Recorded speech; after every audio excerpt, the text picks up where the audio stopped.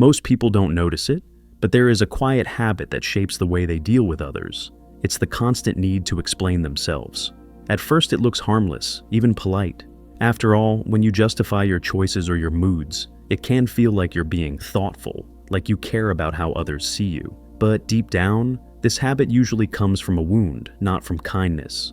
Carl Jung, the famous psychologist, saw this pattern as a sign that someone has lost touch with their true self.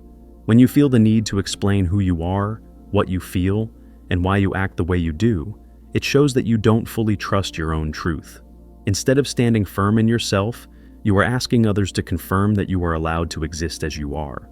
Most people who explain themselves all the time are not really seeking understanding. They are searching for something they never received when they were young: permission to feel, permission to be. Many grew up in homes where their emotions were not taken seriously. A child says they're sad and is told, "Don't be silly." A child feels angry and is told, "Stop being so difficult." Slowly, the child learns a painful message: what I feel doesn't matter unless others agree. This message doesn't go away. It grows into adulthood. The person becomes someone who thinks they must always explain so others won't reject them. They hope that if they give good reasons for their feelings, they won't be criticized or abandoned. But living this way is exhausting, because in trying to be understood, they give up their own authority. They stop living from their own center and instead live for the approval of others. Every time they explain themselves, they hand over their power. Instead of saying, "This is my truth," they say, "Please accept me."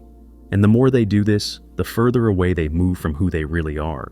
Jung believed that this was one of the biggest blocks to becoming whole, what he called individuation, the process of growing into the person you are meant to be. The truth is simple but hard. As long as you feel you must explain yourself, you are not free. Because self-explanation, when it is compulsive, is really a form of submission. It's like saying, "I can only exist if you allow it." And that is not freedom. Real freedom starts when you no longer beg for others to agree with your feelings or your choices. This doesn't mean you stop caring about others or refuse to speak. It means you stop betraying yourself. You stop twisting your truth just to make it easier for others to accept. Because every time you laugh at a joke you don't find funny, every time you say yes when you want to say no, every time you explain your sadness as just being tired, you are leaving a piece of yourself behind.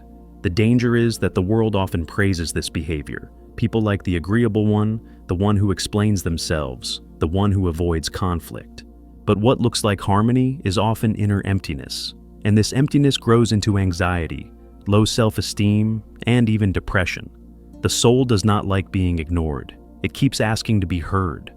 To break free, one must face the fear of not being understood. At first, silence feels uncomfortable. When you stop explaining yourself, you suddenly feel exposed, like you're doing something wrong. But this silence is actually the first step toward freedom. It is the beginning of standing on your own 2 feet. Jung said that to become whole, a person must build what he called internal authority. This means trusting your own feelings without needing others to confirm them. It is the power to say, "This is how I feel, and that is enough." It's the ability to hold your truth without begging for acceptance. This shift is not easy. It requires courage because you will feel the old fears rise up. You will worry about rejection, about being judged, about being misunderstood. But each time you choose silence instead of justification, you grow stronger. Each time you let yourself feel without defending it, you reclaim your life. And something interesting happens. The less you explain yourself, the more people respect you. Because when you stop trying to prove your worth begins to show on its own. Silence, when it comes from confidence, has more power than 1,000 explanations. Some people in your life may not like this change. Those who were used to controlling you, who expected you to bow and explain, will feel unsettled. They may even distance themselves. But this is not a loss. It is a filter. It shows who was truly with you and who was only with the version of you that was easy to control. Inside, the real challenge is learning to sit with your own anxiety. The urge to explain will return. It will whisper, "Just this time, make it easier." And that's when silence becomes a practice, a discipline. Every time you resist the urge, you build your inner strength. You are teaching yourself, "I don't need to beg to exist." This kind of silence is not emptiness, it is presence. It is a way of saying without words, I am enough. It does not argue, it does not fight, it simply stands. And others feel it. People begin to sense that they cannot push you around because you are rooted in yourself.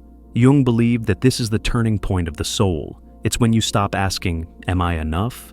And start living as if you already are. Because you are. You always were. And once you know this, you no longer beg for space. You take it naturally because it belongs to you. The hardest lesson in all of this is learning to live without constant permission.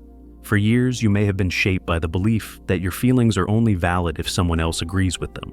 Maybe as a child you heard, stop crying, you're overreacting, or why are you always so sensitive? Each of those words taught you to doubt yourself. You carried that doubt into adulthood, turning every emotion into a courtroom where you are both the accused and the desperate lawyer, explaining to the jury why you should be allowed to feel what you feel. But life was never meant to be lived as a trial. The truth is, no one can give you the permission you're looking for. Even if someone listens, nods, and says, I understand, it will never fill the gap inside if you do not already believe your emotions have value. The approval of others is like pouring water into a broken jar. It leaks away. Only when you decide that your feelings are real, whether others agree or not, does the jar begin to mend. This is why people who stop explaining themselves often go through a strange transformation. At first, they feel like rebels. They think, am I being rude? Am I being selfish? Because the habit of self-betrayal is so deep, choosing silence feels wrong. But slowly they notice a shift. They start to feel lighter, stronger, more solid. It's as if the ground beneath them is finally firm. And this firmness shows in every part of life. In relationships, they no longer bend into painful shapes just to please. They no longer explain away their needs. If they're tired, they say, I need rest, without an essay of reasons. If they disagree, they simply say, I see it differently, without apologizing for existing. These simple statements carry more dignity than 100 explanations, because they come from self-trust. The same is true in work, in friendships, in family. People may not always like it, but they cannot ignore it. When you stop begging to be understood, you start to be respected. You stop being the person who is easy to dismiss, and you become someone whose presence carries weight. This is not arrogance, it is wholeness. But here's the paradox. When you stop chasing understanding, you often find it. Because people listen more closely to someone who speaks from inner certainty. Words become sharper, silence becomes stronger, and your truth no longer drowns in a sea of explanations. You discover that the less you justify yourself, the more others are willing to hear you. Still, the real reward is not in how others react. It is in how you feel inside. You begin to notice that you no longer live in constant fear of rejection. You no longer feel the need to twist yourself into a version that others will like. Instead, you feel at home in your own skin. For the first time, you can breathe without waiting for someone to give you permission. Carl Jung often spoke about the shadow, the parts of ourselves we hide, deny, or try to explain away.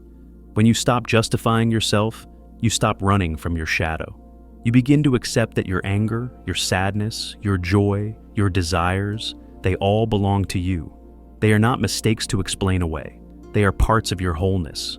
And the moment you stop treating them as shameful, you stop living as half a person. This acceptance is where real growth begins. Because once you own your feelings, you can shape them, guide them, and use them. But if you keep explaining them away, you remain their prisoner. Freedom does not come from making others approve of you. Freedom comes from no longer needing their approval to live. Think of the strongest people you've ever met. They are rarely the ones who talk the most or explain the most. They are often the ones who can sit in silence, who can say little and still be heard. Their strength comes not from convincing others, but from being rooted in themselves. You feel their presence because they don't doubt it. That is the kind of strength that grows when you stop explaining. The journey, of course, is not a straight line. You will stumble. You will catch yourself explaining again. You will feel the old fears return, whispering that silence will cost you love or safety. But each time you resist, you prove to yourself that you are stronger than the fear. Each time you hold your truth without handing it away, you take another step into freedom. And freedom, once tasted, cannot be forgotten. You realize that your worth was never in the words you used to defend yourself. Your worth was there all along, waiting for you to stop apologizing for it. Once you see this, life changes. You stop shrinking. You stop begging. You begin to live as someone who belongs here, without question. This is not just a psychological shift, it is a spiritual one. Because when you no longer seek endless permission from others, you open a deeper connection to yourself, to life itself. You stand in the world not as a servant of others' opinions, but as a being with your own light. And that light does not need explanation. It shines by its own nature. So, the next time you feel the urge to explain, pause. Ask yourself, am I saying this to share, or am I saying this to beg for acceptance? If it is the second, try silence. Let the discomfort wash over you. Stand in it. With time, that silence will stop feeling like emptiness and start feeling like strength. It will become the ground you walk on. And slowly, you will discover that the world does not end when you stop explaining yourself. The sky does not fall. People do not flee. Instead, life opens. You see that the chains you lived in were never real. They were made of words you thought you had to say. Without them, you are free.